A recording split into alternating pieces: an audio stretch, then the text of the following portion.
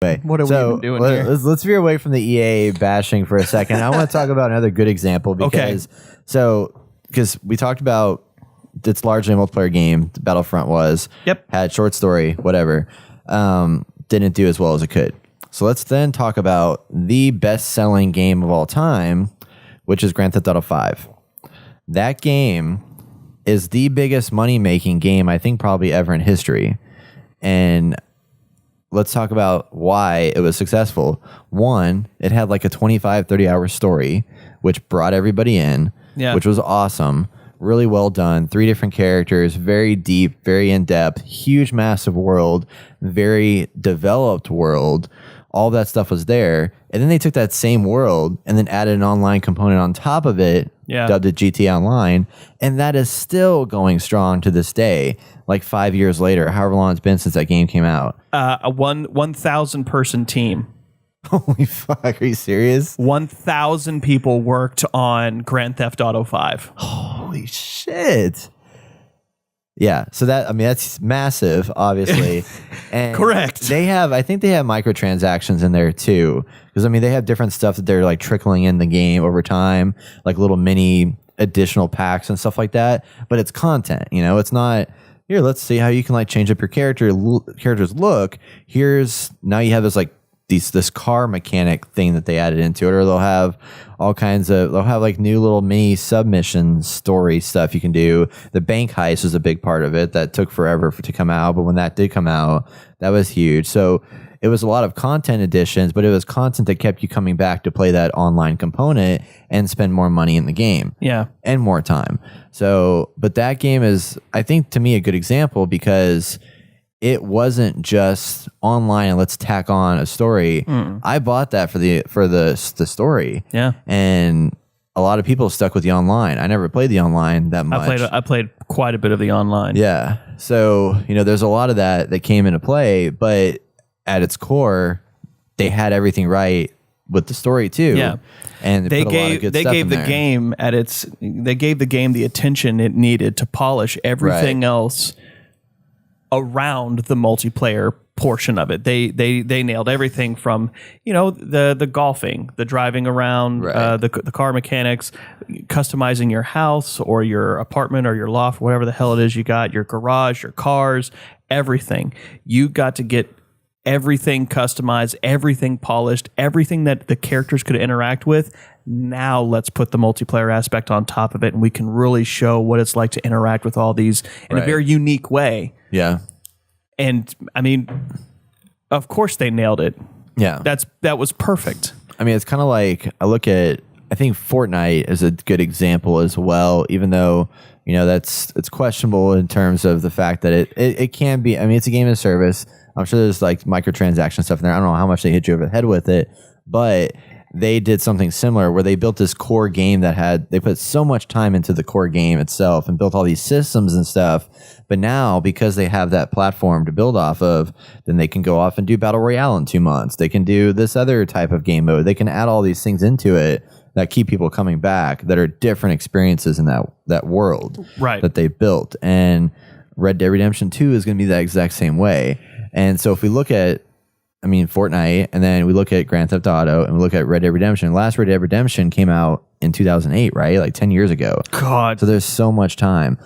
And that's what I think, coming back to EA, unfortunately, EA and some of these studios should take like lessons from, is that, and Activision should listen to this as well. Yeah. You don't have to release a game every year. No. On a franchise. You really don't. These guys, The Witcher is a great example. Grand Theft Auto is great. Like those development Because now you're talking about putting that quality in the game. Take the time for it. We've said it on this podcast. I'll argue with anybody out there in friggin' internet world, and you can fight me in the comments. But anytime a developer says they're going to delay a game, fine. Yeah. Do that. Polish. Fix that game. Make it pretty. Make it nice. Make it perfect for what we as the gamers are going to be spending our money on to experience. Now, on the other hand, it can be a big risk, because if you spend 10 years on a game and then you don't have a creative team that is able to make sure it's good, that could suck. Sorry. Yeah, that could suck. And then you've spent all that time and wasted a bunch of money and it just flopped. Sure. But I think the more time you spend, the better it's going to be. But and to that, like you see that when you see certain companies delay, I mean, we can look at it. Rockstar. Right. Anytime they've delayed, it's been for the better. Right. Witcher 3, or not even Witcher, but CD Projekt Red. How is Cyberpunk ever going to come out? We don't know. I can't wait for that game. But another good example, No Man's Sky. It got delayed many times. Look how great that game. Sorry, I don't mean to like. That is not the exception that proves the rule. Yeah. That was just an example of being too ambitious and not understanding. Like that was not Icarus flying too close to the sun. That was Icarus flying it into the sun. They didn't have 1,000 people like Rockstar did or whatever. No. But yeah, I mean, there's a lot of stuff there. But I think drawing the line is definitely like to avoid this from happening is like these skin packs and these unlockables and things like that aren't necessary to make a game good. No. What's necessary is allowing your creative team to be creative and giving them the ability to come up with something new.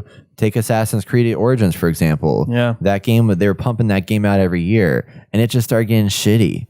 Just super shitty. Call of Duty was the same way. Yeah. And still can be that way. But then what they did is instead of making this development team come out with a brand new game in 2 years, they gave them a 3-year cycle.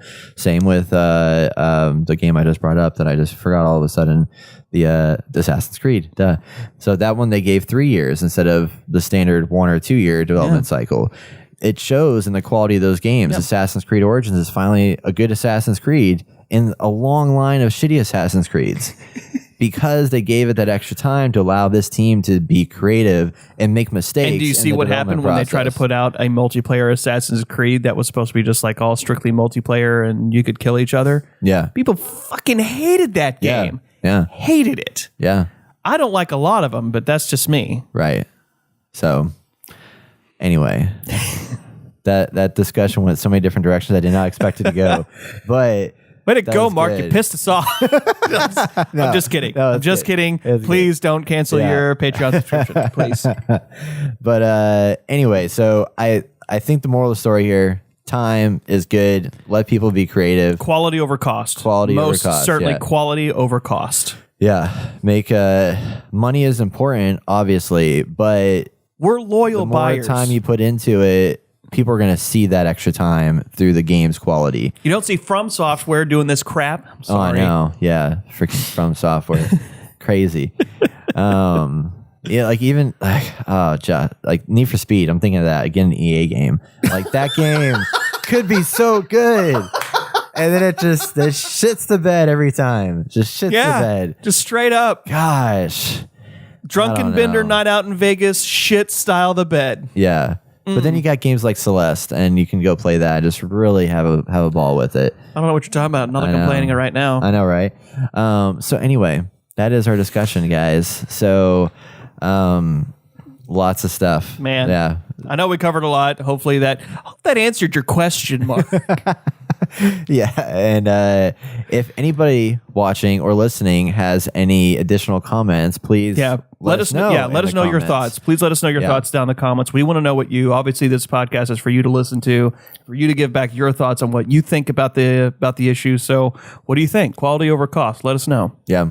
And again, thanks, Mark, for the discussion topic. Remember, if you want to hear your topic on the podcast, head over to theinnergamer.net and click donate, and you can have your discussion topic right here with the Make it rain on two us. beautiful people like us. If you're watching, don't forget to head over to theinnergamer.net to catch our full podcast episode for our weekly game impressions and top headlines. Hit subscribe. From the week.